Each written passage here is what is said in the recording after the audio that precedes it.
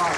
But I do need to correct you on one thing, and that's about the amount of export licenses granted for military equipment to Israel last year. It wasn't millions, it was billions. 8 billion. 8 billion, and that was by far the biggest proportion of all the export licenses this government granted internationally. Now, we did say that the purpose of this is to get the message across to the politicians. He's going to come and hopefully speak to us in a moment.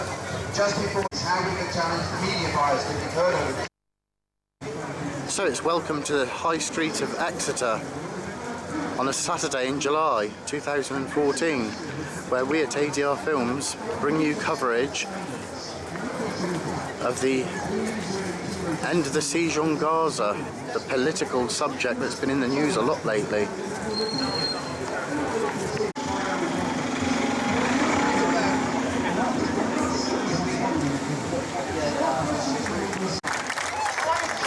Every day to leave my message. It's very brief, it doesn't take very long.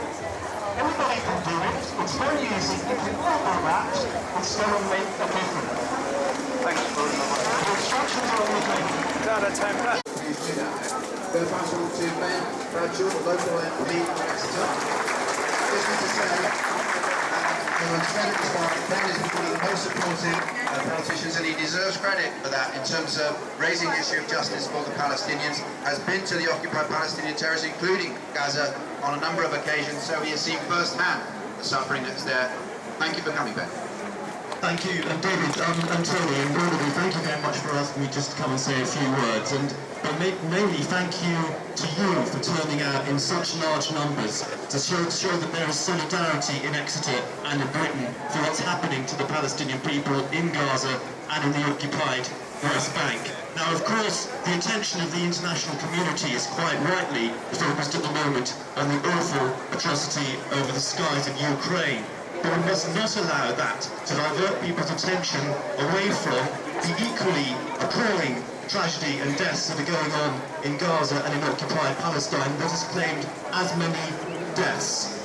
Now, Netanyahu has used the Ukrainian plane atrocity in an act of total cynicism to launch his ground offensive into Gaza. We have to collectively make sure that our political leaders and our governments here and in the rest of the international community do not allow him to get away with it. Some of you remember back in 2008-9 when this happened last time in an operation called Operation Cast Lead. By this stage, Britain, the European Union and the United Nations had condemned the Israeli action as disproportionate. They need to do that with this now. In my view, it is disproportionate. And on top of what they've been doing in the West Bank over the last few weeks, it does constitute the collective punishment of the Palestinian people, which is totally illegal under international law.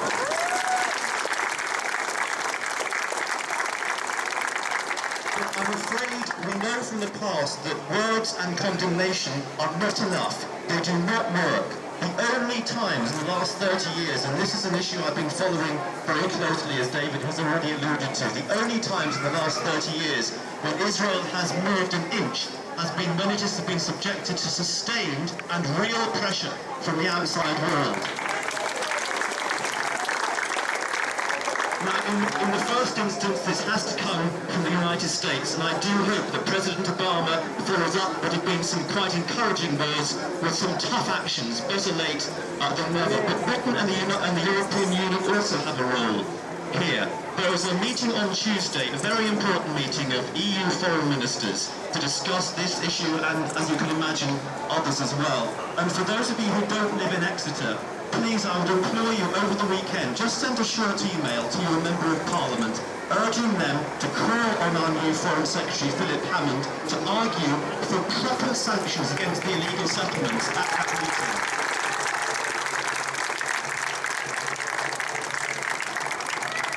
Both Senator Kerry himself and our own government have acknowledged publicly that it was the remorseless continued expansion of illegal settlements by Israel in the occupied territories that led to the collapse of the Kerry talks.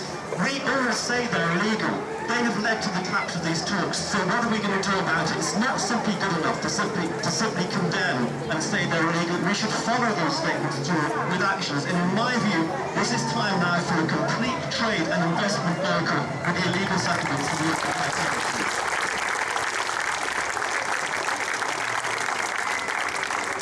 To make those messages absolutely clear to your elected representatives.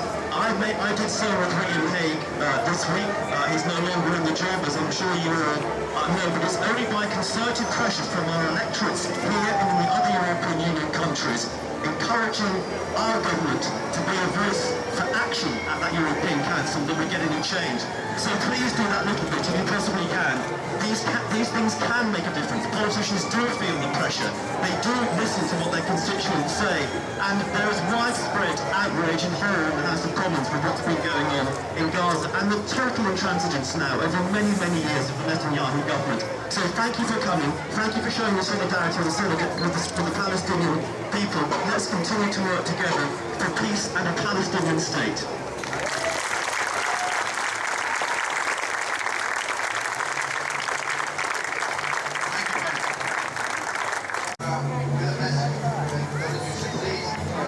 So there you go, you've heard it from ADR Films and local Labour MP, well he would be, wouldn't he, Ben Bradshaw.